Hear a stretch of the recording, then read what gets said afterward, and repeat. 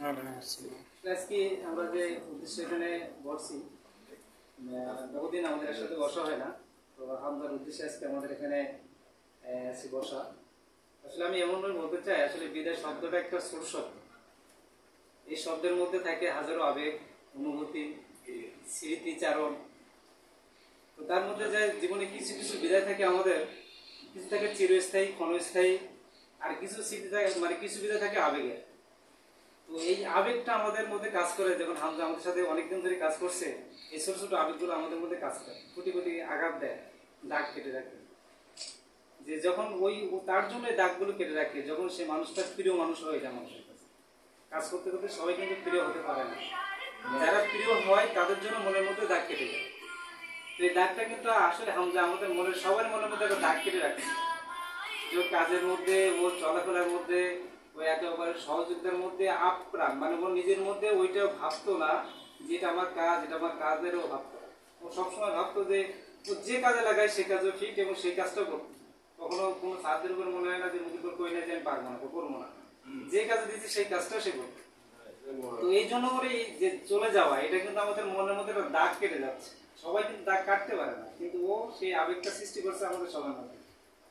আসলে এই যে ছোট ছোট যে কাজগুলো আমাদের সাথে সে করছে, এবং আমাদের যে মহব্বত ভালোবাসা তার মধ্যে তৈরি হয়েছে, এই জায়গা থেকে বলতে চাই যে তুমি যে কাজটা আমাদের সাথে করতে, এখান থেকে তুমি একটা ভালো জায়গায় যাচ্ছ, ভালো কিছু করতে, ফ্যামিলিকে সাপোর্ট দিতে। এই যে তুমি যে কাজটা করতেছিলে, ভালো কিছু তোমার হওয়ার জন্য, তোমার স্বপ্নকে বাস্তবায়ন করার জন্য তুমি এখান থেকে আরেক জায়গায় যাচ্ছ।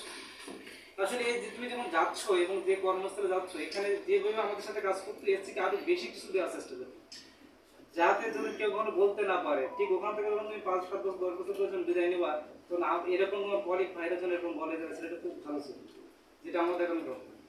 এই কাজটা যদি তুমি ওখানে দিয়ে করতে পারো, তোমার জীবনে এমনি অবশ্যই তোমার সুন্দর জীবন গড়বে এবং তোমার ভবিষ্যৎ উজ্জ্বল থাকবে। বইয়ের বিষয়ে কিন্তু কেউ আমাদের আপন না, মানুষকে আপন করে নিয়ে কাজ করতে হবে। আর ওই জায়গাটা কিন্তু অনেক কঠিন জায়গা। যেমন তুমি এখানে আমার সব দেশে ভাই পাইছো, তোমার এলাকার ভাই পাইছো, কিন্তু ওখানে হয়তো বা কেউ থাকবে না।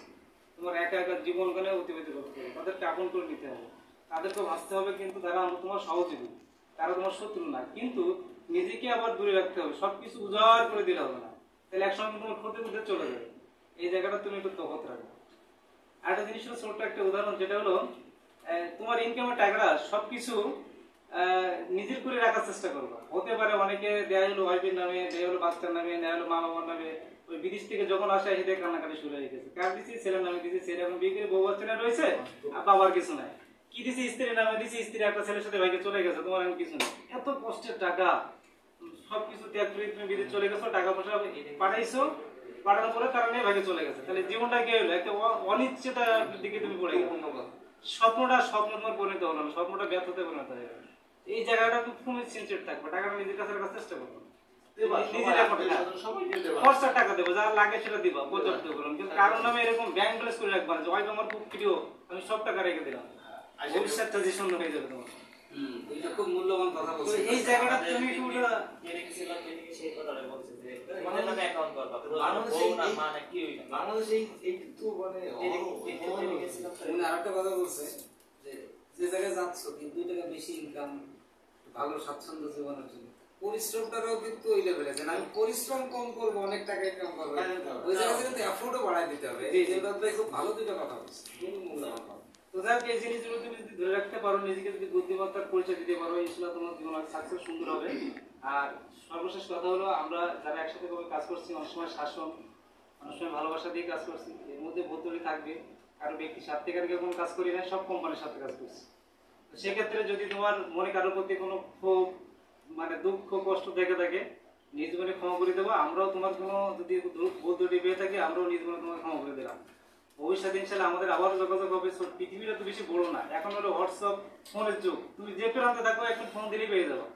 তো মনে কষ্ট দুঃখ নেওয়ার কিছু নাই, মনে আনন্দের সাথে কাজ করবা এবং মনটা হাসি খুশি নিয়ে বাংলাদেশ থেকে তুমি সৌদি আরবে যাও, তোমার জীবন উন্নত করো, সাকসেস করো, সফলতা অর্জন করো। এটাও থাকবে আমাদের সবারই।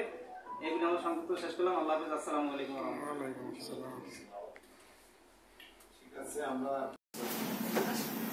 আমি যদি কারোর সাথে কথাই বা কাজে কোনো ভুল করতে পেরে থাকি, সবাই ছোট ভাই হিসাবে আমার ক্ষমা দৃষ্টিতে দেখবেন।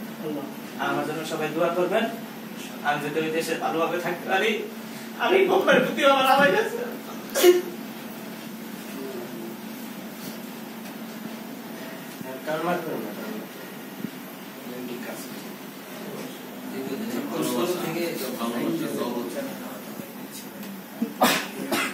সবাই তোমাকে ভালোবাসে, সবাই তোমার জন্য দোয়া করতেছে, তুমি আমাদের জন্য দোয়া করবা, ঠিক আছে?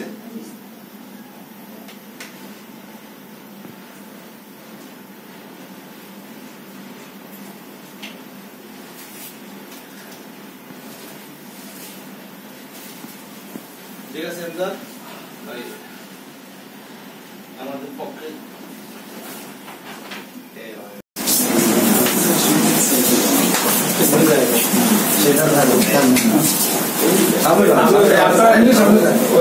ওই পাশে স্যার একটু বের হয়ে যাবে, আর এই পাশে এক পাশের লোক বেশি।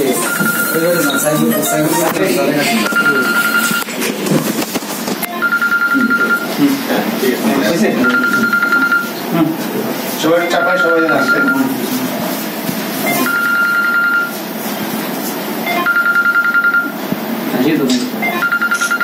আসি তো